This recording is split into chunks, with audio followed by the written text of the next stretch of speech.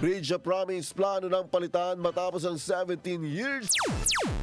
Pinangunan, inspeksyonin ni Secretary Vince Dizon ang Bridge of Promise nitong nakarang Lunes na nakitaan ng senyales ng paghina ng nasabing tulay. Ang tulay ay pawang dinaraanan na lamang ng mga light vehicles simula Nobyembre ng nakalipas na taon.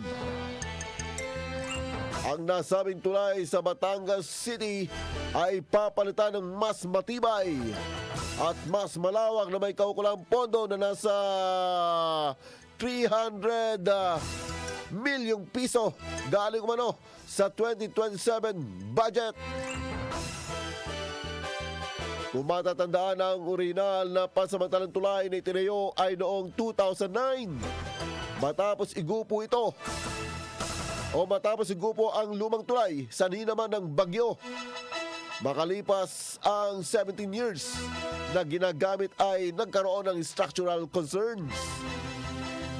Ang bagong tulay na itatayo ay gagawing 4 na linya para maging maayos ang daloy ng trapiko. IFM News Lucena.